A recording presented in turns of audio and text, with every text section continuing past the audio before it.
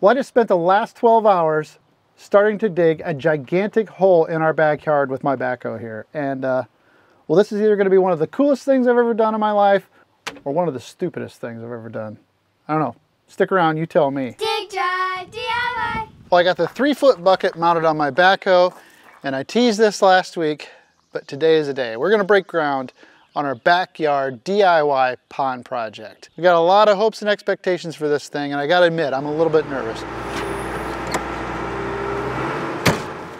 All right, I want to take a minute to explain to you exactly what our plans are for this DIY pond build. Pond.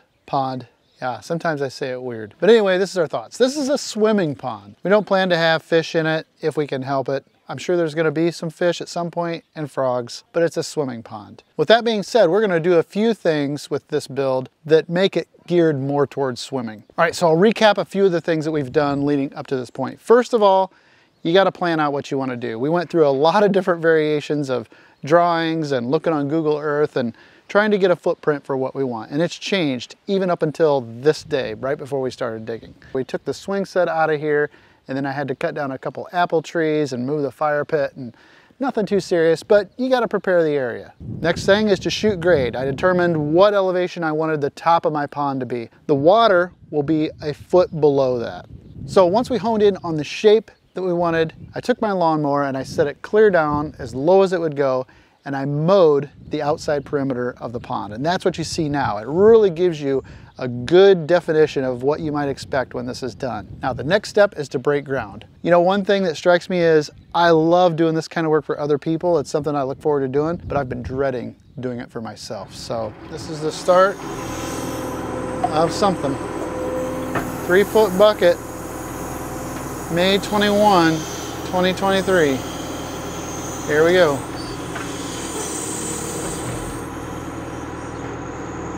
What I'm going to do is I'm going to pull all this topsoil back until I can get behind it with the tractor, and then I'll use my front bucket to start pushing it out of there as well. Stripping topsoil and saving it for later is a step that oftentimes gets skipped when you hire a contractor to do this. I'm sorry to say, but it happens all the time. People put subsoil on top and then they struggle for years and years to try to grow decent grass in it. If you want to have good grass growing around the top of your pond, you can't plant it into subsoil. You've got to save that topsoil back, do all your excavation, and then leave enough elevation so that you can put it back. I want to show you exactly what I'm talking about. So I stripped the topsoil off the top. You can tell all this nice crumbly dirt on top. It's dark colored. It's got a lot of organic material. That's topsoil. That's what I'm talking about. This right here is the start of the subsoil. This is clay, and it compacts together. I can squeeze it and make it compact into a ball. Here's another great example. You can see that waxy surface.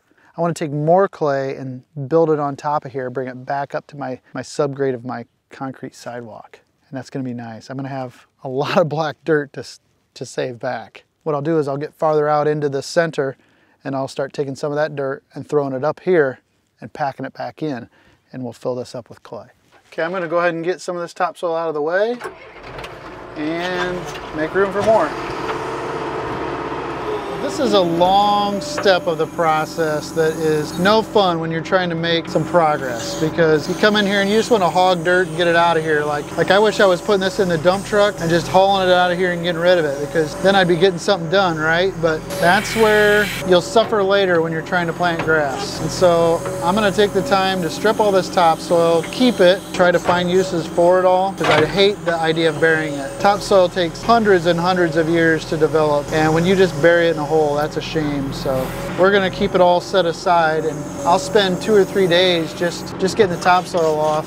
Whereas, you know, if I wanted to just start digging the hole, I just start throwing it in the truck and getting it out of here. But we want to raise up the entire front yard. So I'm going to truck some of this in my little dump truck out to the front yard, probably 10 or 12 loads out there, and we're going to raise that up to try to help out our flooding situation that happens every time we get a 2-inch rain or more.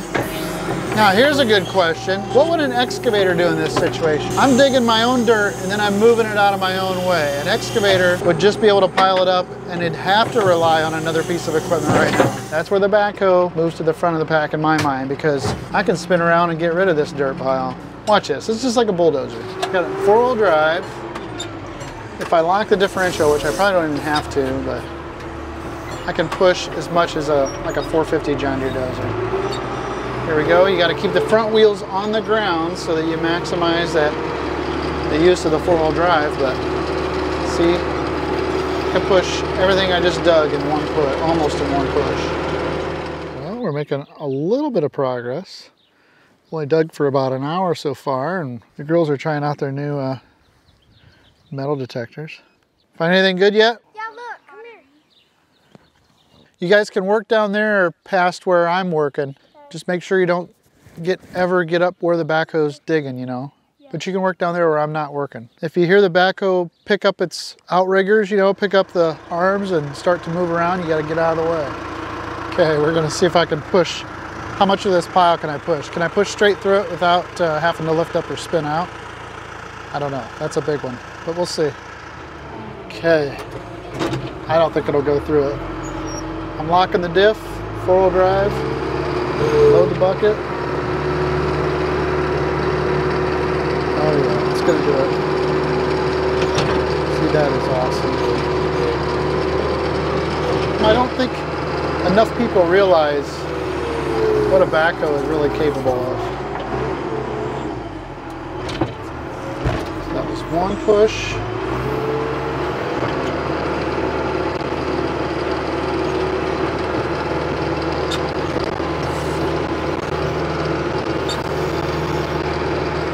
Well, that's not a bad start. I've only been digging for a couple hours, got quite a bit of topsoil stripped, and I'm going to try to stockpile a little bit more over there, but I got a lot more days of just doing this kind of work right here, so we'll see how far along I can get. I don't know if I'm going to stick with just the backhoe for now, but maybe I'll get a mini over here. There's a couple things that could make this obviously much, much faster, but I'm just working with what I've got for now. Okay, we'll see what happens on the next day. Ah yes, fueling and greasing, one of my least favorite things of equipment ownership, especially buying the fuel part. But I got a little fuel barrel here with a 12-volt pump. I got this Milwaukee cordless grease gun, which makes life pretty easy compared to what I've had to do in the past. So today, right now, the backhoe has 8,996 hours on it. I only used it for a couple hours yesterday to get things started, but it'll be really interesting to see how much it's got at the end of this project. I'm obviously gonna bust 9,000 hours. So don't forget to ask me how many hours it's got when I'm done. It actually just occurred to me that maybe some folks aren't as familiar with this. I'll show you how it goes together, but it's got a cartridge. You buy the grease, throw them on the ground. You buy the grease in cylindrical cartridges like this, and I just dented the end of that one, which is gonna make it not great. This is a spent cartridge that had grease in it. And if you pull it down like this and let go, it pops it out of there. So you take the spent cartridge out, and this thing is brand new. I like to scoop away a little of that extra grease. And you pull this plunger. This is a plunger that goes in here. It's a rubber plunger, and that's what keeps pressure on the grease to push it out. You pull that down, and it's got a little notch in it. And you tip it over, and it'll hold it in place. Take the white cap off the end of your grease cartridge, full of grease. Put that down inside the tube. Now I've got this one all screwed up now, so I don't know if it's going to even work, but it'll work. Now you pop the top. Drape that grease in there like that. Now this part is sometimes tricky. You got to get these threads up inside the housing on the grease gun, and on this grease gun in particular, it's way up inside of there. And hopefully that deformed metal ring isn't going to affect me too badly. There, it started.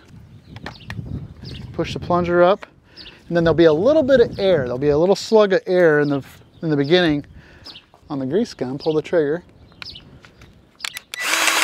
Grease comes out. Also, for those folks that don't know, this thing has like over 50 grease zerks. Heavy equipment has tons of grease zerks.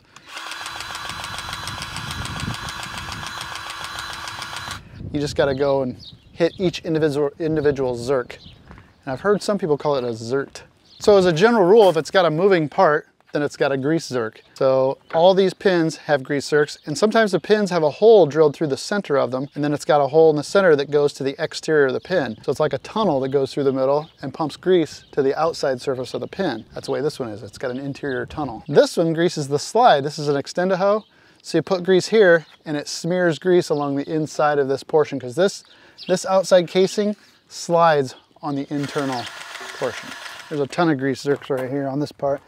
There's two swing cylinders, and there's up and down, and there's top and bottom, and there's... I oftentimes forget that everyone's life experience is a little bit different, and I forget to share the things that seem trivial to me, but someone else might say, hey, how does that grease gun work? I'm not sponsored by Milwaukee, but I'd love to be, so if you know somebody, have them give me a call. So I'm kind of going a little extra and greasing everything really aggressively, and I already went through that tube of grease, just like that, a whole tube. Too many times I just jump in the backhoe and I go do something, and I don't always make the time. I'm not gonna say I don't have the time, I don't commit the time or make the time to do proper greasing and maintenance, but it just gets away from you. Time gets away. That's how much greasing sucks. I've had people that borrowed the backhoe. I wanted to know what I wanted for, what I wanted in exchange for letting them use it. I say, you could just grease the whole thing for me, buy a couple tubes of grease and just grease the whole thing really good. And how's 50 bucks sound? Okay, it's just after 5 p.m. after work. Looks like I got at least 3.5 hours of digging I can do. We're gonna see how much more of this topsoil we can get stripped, so time to get after it. So the next thing I'm gonna do is I'm gonna start trying to get a topsoil pile over there behind the grain bin, next to the grain bin circle. Hopefully I don't hit my internet line going out to the shop.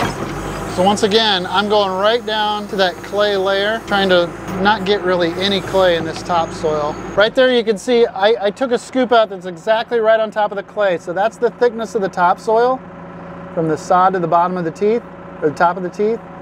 And then look down in there where that worm is. That worm is right at the clay layer. So they get down through the topsoil, and the water probably, well, that's a layer that's slow to permeate. It's slow to let water through. So my method of digging and then pushing what I just dug is kind of working out not too bad. It takes me just a couple minutes to push the pile out of the way, and then I'm keeping up with it that way. So it's not too bad until I run out of room for dirt, which is gonna happen. I'm just gonna push this over to where we're gonna keep it. I'm gonna make a huge pile of dirt right here, as big as I can get it. So then I'll use whatever I need, and what I don't need, I can truck out of here and maybe sell. We could sell a little topsoil, but don't want to sell too much of it, but I will not bury it. I'm gonna see if I can push right through that whole pile.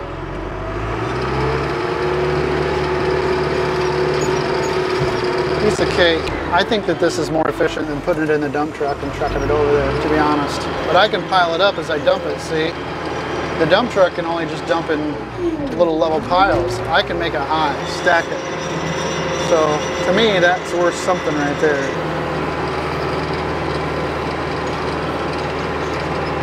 No problem.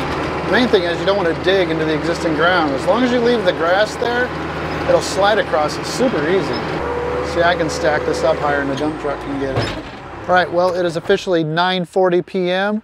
The backhoe just rolled over 9,000 hours. I was able to get a little bit more topsoil stripped, but there's a lot more to go. I'll just keep doing a little bit at a time as often as I can, and I'll get there eventually. So fortunately for you, tomorrow we'll be here like right now. I actually forgot we had a game tonight, but I dug for an hour before we came up here.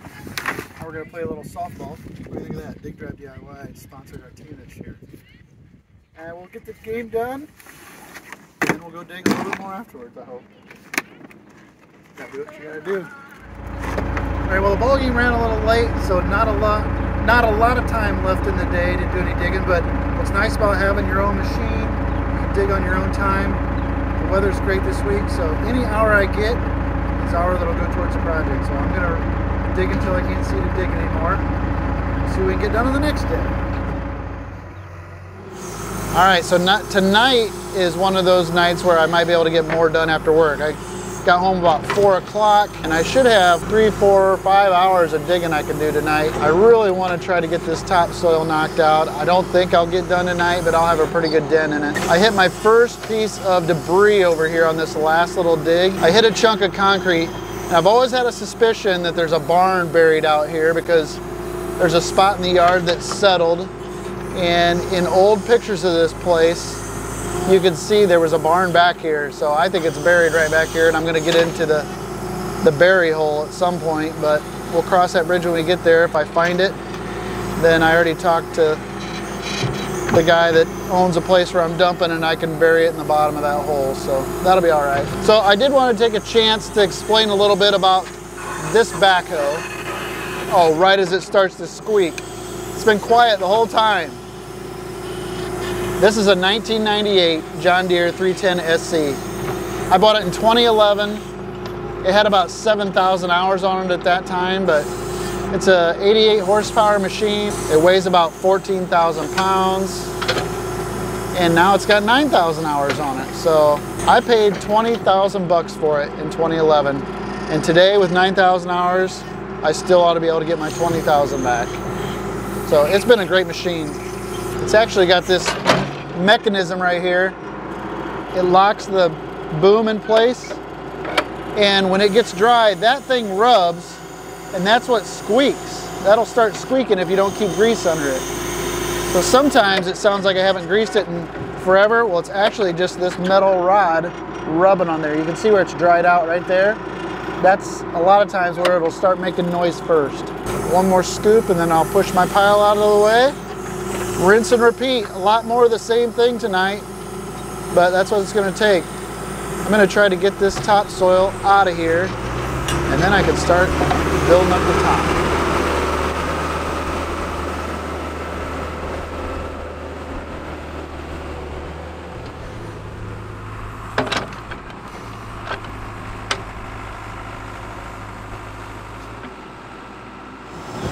Is that high enough to change the oil yet? Okay, the real trick here has been trying to dig this all out without losing my line that I mowed in there. That line that I cut in that's really short grass, that's what I've been using as my guide for digging. So I got to do all this without completely erasing it. Plus I have to be able to put the pile so that I can still get the backhoe behind it to push it, and then just keep working so that I don't impede myself from being able to, you know, move the next load of dirt. So you kind of got to think about how you're gonna do all this. You got to think about your positioning and where you can set to move the dirt and then push it out of the way. And just a little bit different setup than when you're like loading a truck or you got somebody helping you to get the dirt away. And it's not that big of a deal, but it is something to consider. If you're going to do a project like this, you have to think about what you're going to do with the dirt, how you're going to handle the dirt, what can I do when I'm working by myself, just all those little things that add up over time. This topsoil deal seems like it's taken forever, but I've only invested a couple hours a night, so it'll get there. That's all part of the DIY aspect. All right. Well, there's a little more progress, a couple more hours of digging, and I think I'll have it. So it's 8 o'clock now. I'm gonna take a quick shower. That's much better. All right, now on to the next thing tonight. All right, so tonight is band rehearsal. When's our next gig? June 3rd. June 3rd, all right. Rehearsal tonight, dig again tomorrow.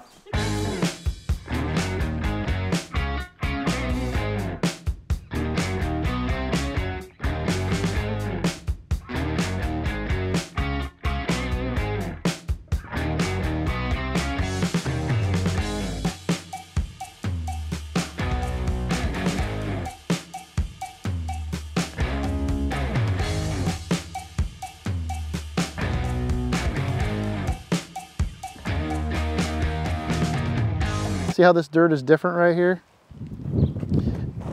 This dirt doesn't belong here. This is subsoil dirt that goes way down below in the ground.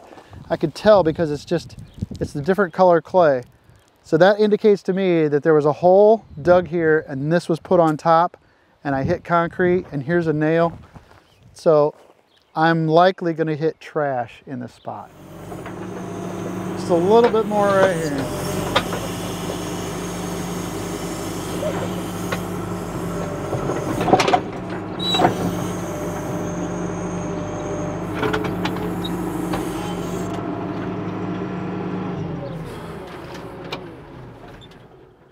9,008.5 hours. Took me a little over 12 hours, and that's the last of the topsoil. I'm down to clay everywhere, and it's really variable because this isn't all virgin topsoil here. I think there's a bury hole right here. I've hit some concrete, and I can see clay really close to the surface, and that's why it's mounded up. I've got other areas where the clay is a little bit deeper than in other spots, but for the most part, I'm down to good sub-base, and that'll give me a place to start building. So I feel like I'm ready to move on to the next phase, which involves getting a couple dump trucks in here to start hauling dirt out. So But I think this is a good stopping point for you, unfortunately. Hopefully you'll be back next week and check in on the progress. But for now, I want to thank you so much for clicking on this video. I hope that you liked it. Leave a comment down below to tell me what you think. And if I'm lucky, I'll see you in the next one. All right, take care. Hitting it hard.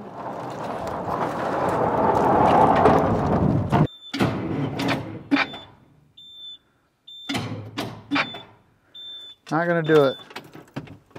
Shoot, I should have brought my battery charger.